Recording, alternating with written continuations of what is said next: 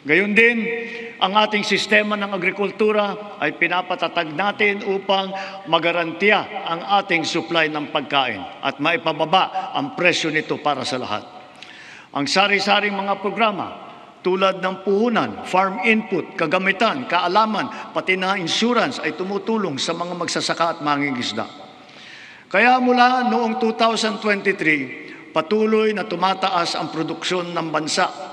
Lumalakas ang cropping intensity, dumadami ang ani tulad ng palay, mais, asukal, baboy at manok. Dala ito ng malakas na buhos ng suporta sa sektor, ang gumaganda at lumalawak na sakop ng infrastruktura at sistema ng irigasyon at tumataas na antas ng mekanisasyon. Nagbubuklod na rin ang mga magsasaka at mangingisda at nabibigyan ng makabagong teknolohiya, binhi at mga pasilidad at kagamitan.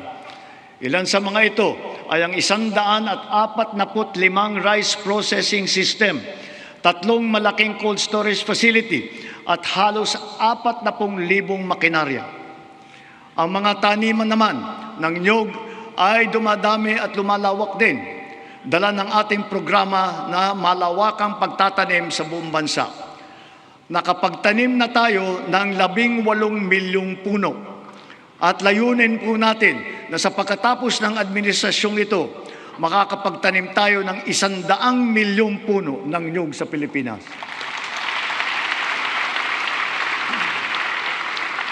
Gagarantiyahin ito ang tatag ng ating industriya ng niyog hanggang sa mga susunod na dekada. Ang NFA din ay ngayon may mas malakas na ang kakayahan sa pagbili ng mga ani ng magsasaka sa mas magandang presyo at sa pag-imbak ng buffer stock.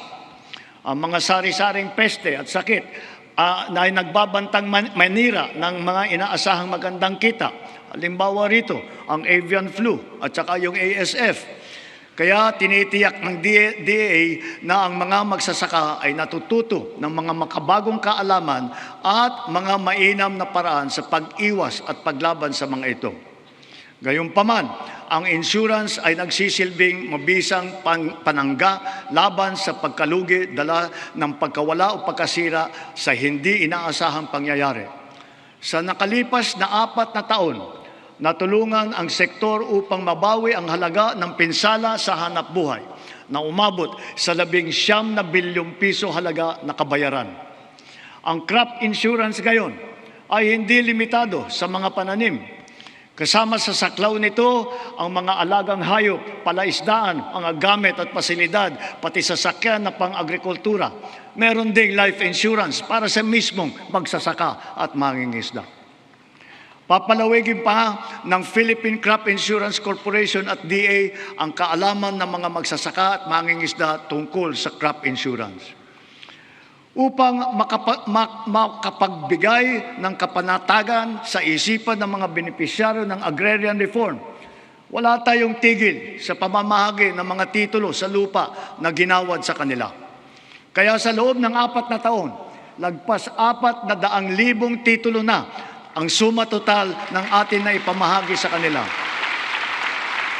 na may kabuong lawak na mahigit 500,000 hektarya. Tatapusin na natin ang pamamahagi ng mga titulo sa susunod na taon. Marami sa benepisyaryo ang naghintay ng 30 hanggang 60 taon. Ang iba mapalad na nasaksihan ang paglabas ng kanilang titulo. Sa tagal naman ng panahon, yung iba, apo na ang tumanggap. Gayon din, kahalaga sa kanila ang seguridad na hatid ng kalayaan mula sa pagkalubog sa utang.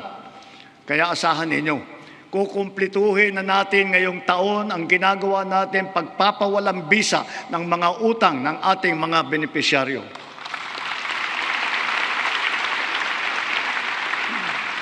Sa kabila ng mga ito, patuloy pa rin ang suporta ng DAR sa reformang agraryo tulad ng irigasyon, mga daan, makinarya at mga pautang para sa mga benepisyaryo nito. Kaya sinasabi ko, Secretary Conrad, huwag mong munang isipin na pwede ka na mag-retire. Marami ka pang trabaho na gagawin sa DAR.